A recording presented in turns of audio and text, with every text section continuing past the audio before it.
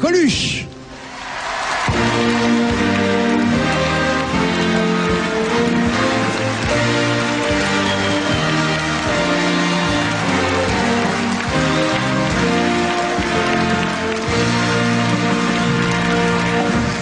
Merci beaucoup. Merci. Je suis venu vous dire solennellement, pour le cas il y en a qui ne sauraient pas, que je suis officiellement candidat à la présidence de la République. Merci beaucoup, merci beaucoup. Voici une devise. Quand je suis arrivé, la France était coupée en deux, maintenant elle va être pliée en quatre. Coluche, j'ai appris que vous alliez être candidat à la présidence de la République. Ah, écoutez, tout le monde me dit ça, moi j'ai pas dit ça. C'est marqué dans la presse. Non, mais là, c'est-à-dire que dans la mesure où Michel Debré se présente, moi je vois pas pourquoi je le ferais pas. C'est pas encore sûr, Michel Debré n'a pas dit qu'il était mais combien vous voulez parier avec moi qu'il va le faire? Mais vous l'avez annoncé, vous serez candidat. Vous allez être candidat. Bonjour, ici c'est Michel Debré, je me présente à la présidence. Bon, vous allez être candidat à la présidence de la République, ou peut-être vous allez mener campagne. Vous allez vous retrouver face à des hommes politiques. Vous croyez que vous allez avoir le même langage? Vous allez vous comprendre les uns et les autres? Écoutez, mon parti ne m'ayant pas officiellement investi de la candidature, je ne peux pas encore répondre. Vous savez ce que c'est? Mais envisageons, si vous le voulez bien, l'éventualité sur laquelle je serai candidat. De toute façon, mon programme est très très simple. Moi, je suis un candidat nul et je veux recueillir les voix des abstentionnistes. Voilà, je veux recueillir les voix des gens qui ont l'âge. 15%, quoi. L'âge et la possibilité de voter en France et qui d'habitude ne votent pas. Et je voudrais qu'ils montrent combien ils sont et pourquoi ils font ça, quoi. En quelque sorte. Parce qu'en fait, ils sont pas représentés politiquement, quoi. Ni par la droite, ni par la gauche. Vous comptez voter pour Coluche, vous? Éventuellement, oui, pourquoi pas. Pour l'instant, ça sera Coluche, comme on a dit. Je ne voterai pas blanc.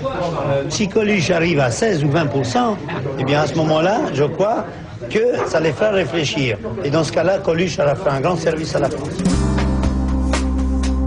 Le 14 décembre 1980, le journal du dimanche révèle qu'un sondage donne à Coluche 16% des intentions de vote.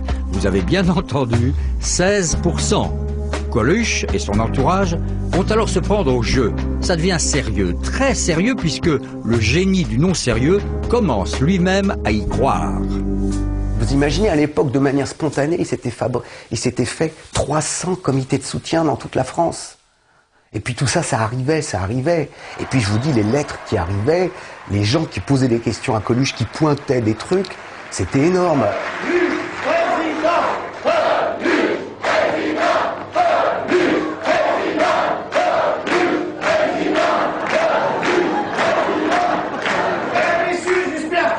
De vous inscrire avant le 31 décembre.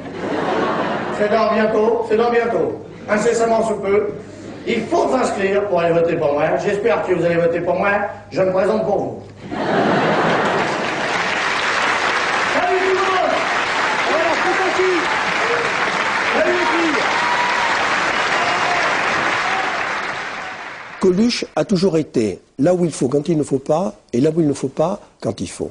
C'est la définition que Woody Allen donne de la bonne conduite. Eh bien, il a eu cette conduite en permanence. Il a su toujours être là où ça faisait mal, appuyer là où ça faisait mal, mais pour notre bien. Concourir à l'élection présidentielle, cela signifie pour le fils d'un prolo italien de Montrouge, jouer dans la cour des grands, franchir une barrière sociale, une barrière culturelle.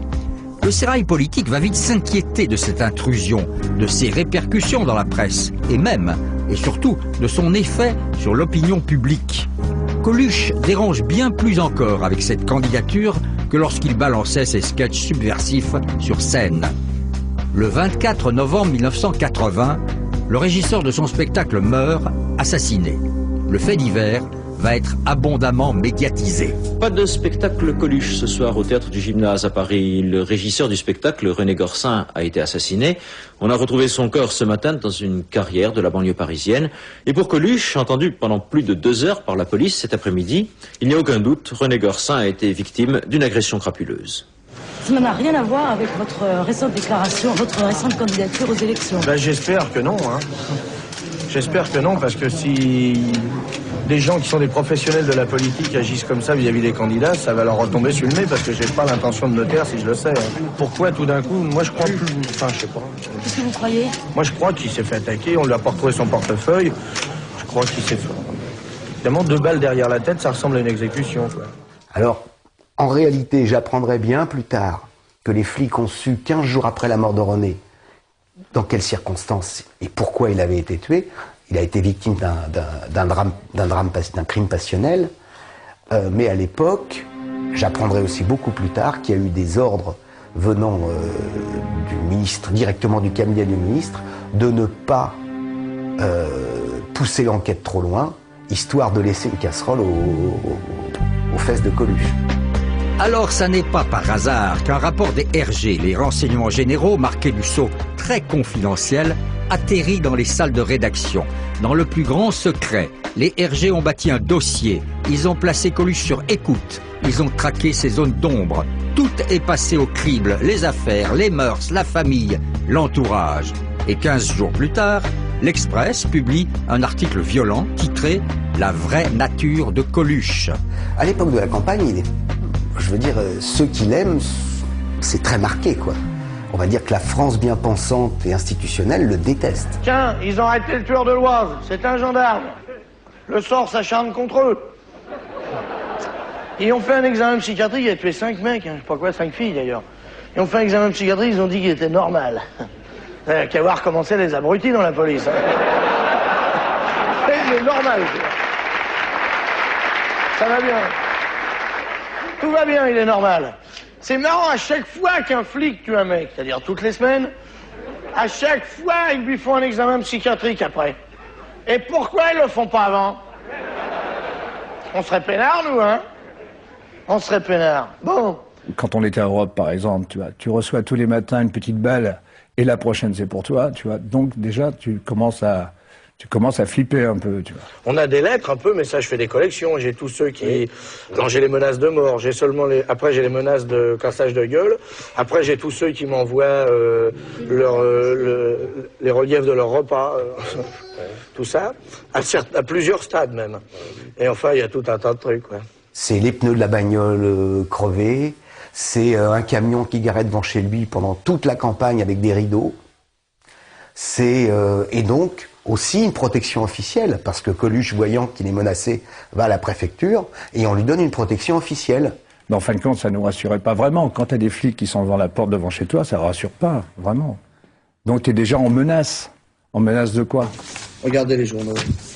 Ils sont obligés de mentir. On parle toujours de l'objectivité à la télévision ou dans la presse. Il n'y a pas de problème d'objectivité, il y a un problème de mensonge. Regardez. Vous avez ici, si on pouvait approcher une caméra. La une alors. La une, par exemple. Oui. Vous avez ici le Bigaro et l'horreur, comme dirait mon camarade Magda, ici présent. Vous voyez, la couverture n'est pas du tout la même. Vous voyez, la couverture n'est pas du tout la même. Mais par contre, dès que vous ouvrez le journal, allez-y, ouvrez le journal.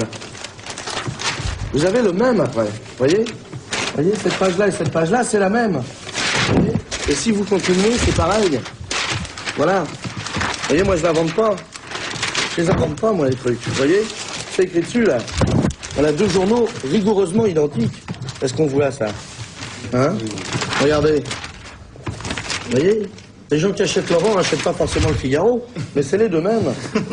Alors, je voudrais pas dire que je revendique le droit de râler contre tout ça, mais j'ai l'impression quand même qu'on est un peu cerné. Qu'est-ce que vous en dites? On n'est pas cerné, vous?